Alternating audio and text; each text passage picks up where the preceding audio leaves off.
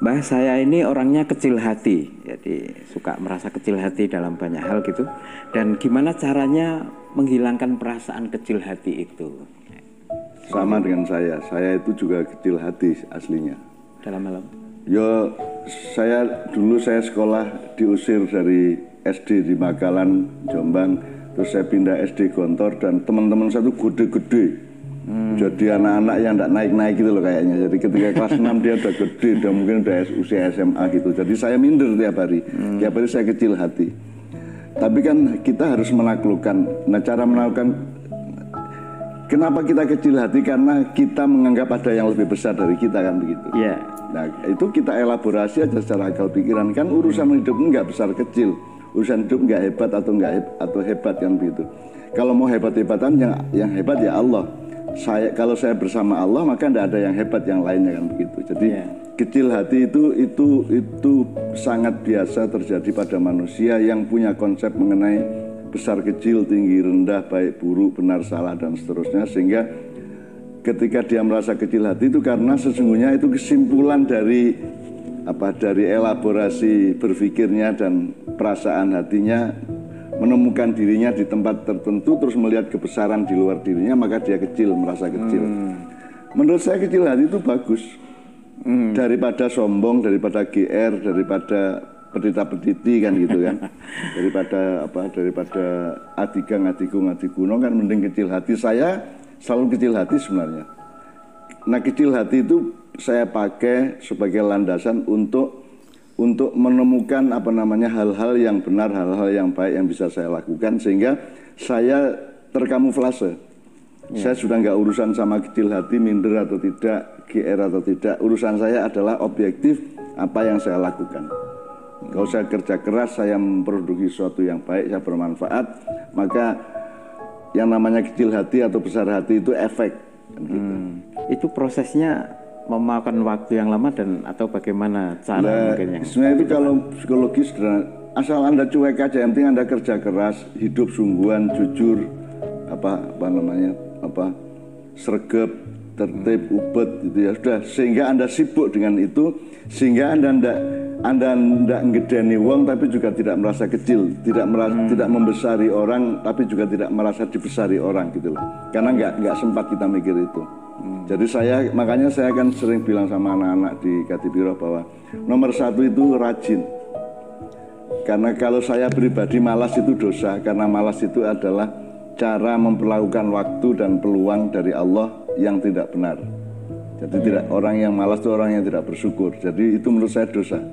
Makanya kalau Anda rajin, Anda sregep, Anda kerja keras, Anda terus konsentrasi pada mencari manfaat hidup, mencari kebaikan, mencari amal soleh dan seterusnya, maka soal kecil hati kan tidak ingat lagi lama-lama. Bergeser ke yang lebih ya pokok. Itu bisa diterapkan di berbagai macam hal. Misalnya saya dulu ngaji ya, saya qori ya. Waktu saya qori di Menturo sama di Gontor saya masih oke, tapi kemudian saya begadang di Malioboro 5 tahun, sehingga pada transisi saya di Puber suara saya hilang, suara saya itu rusak di Malioboro karena saya begadang tiap malam ya. Sehingga sistem suara saya terpengaruh oleh tidak sehatnya badan saya, sehingga ketika masuki masa dewasa saya tidak hebat, tidak lagi seperti zaman saya kanak-kanak. Nah, tetapi gini Mas Helmi, ini urusannya sama kecil hati tadi ya. Iya. Loh, itu kan kayak makanan. Kalau sambelnya kurang bagus ya unsur lain dibagusin. Kalau saya ngajinya tidak bagus, suaranya kurang memenuhi syarat, ya kalau gitu kefasihannya atau keikhlasannya atau dinamikanya atau kejutan-kejutannya yang kita andalkan.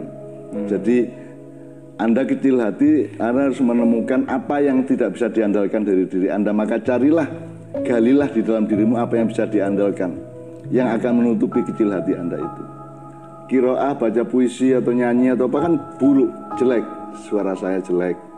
Ya, tapi saya tutupi dengan kemungkinan lain, dengan potensi-potensi yang lain, sehingga orang tidak ingat bahwa suara jelek. Gitu loh. Misalnya kowe dadi cah lanang nang cah wedok, kowe ora pati ganteng ning apik kelakuanmu, penuh perhatian, sehingga perempuan itu lama-lama lupa bahwa kowe iki orang ganteng. Karena yang gandeng adalah perilakumu dan akhlakmu. Kan bisa juga. Itu maksud saya. Gitu ya. Jadi situasi merasa kecil hatinya itu sebenarnya bisa disiasai untuk menjadi sesuatu yang Ya. dia menemukan potensi yang saya lain. ingatkan bahwa kecil hati lebih baik daripada sombong tuh. Ya. Tetap lebih baik. Jadi, saya juga berangkat dari kecil hati kok. Makanya saya misalnya teman saya gede-gede di SD dulu. Tapi saya mencoba menggali fadilah dari Allah di dalam diri saya. Misalnya saya pintar sepak bola, saya pintar kasti, saya loncat tinggi juga oke, olahraga saya oke, maka saya memperjuangkan keunggulan di bidang yang lain. Sebab kalau gede-gedean awak kalah aku kan gitu. Maka saya jadi gini loh, orang besar itu kan tidak lincah, meskipun kuat. Tapi kalau orang kecil itu tidak kuat tapi dia lincah. Nah orang yang merasa kecil pakailah kelincahan untuk supaya tidak tertindas oleh kebesaran orang lain gitu. Jadi tidak hanya kecil hati yang Anda punya dalam tanda petik, tapi digali yang lain, punya potensi kondisi yang merangsang lebih punya keunggulan dalam tanda petik juga. Saya dulu kan utusan kabupaten untuk PON Jawa Timur dulu waktu SD. Kasti sama sepak bola. Kasti dan sepak bola. Iya. Iya. Jadi saya kecil waktu SD itu kecil, pendek gitu. Musuh-musuh saya dulu dari kecamatan Selaung itu Ponorogo jauh ke selatan ke pantai itu gede-gede musuhnya itu. Gede-gede tapi apa keunggulan kecil terhadap besar? Karena yang ada bukan hanya keunggulan besar terhadap kecil gitu. Kecil itu juga unggul, iya. Kecil itu juga bisa punya keunggulan. Jadi Anda jangan terjebak, Anda harus lebih cerdas untuk menemukan fadilah-fadilah dan peluang-peluang dimensi-dimensi lain. Saya kira gitu. Oke. Terima kasih Mbak Nun dan Mas Fikri. Jawaban Mbak Nun cukup jelas.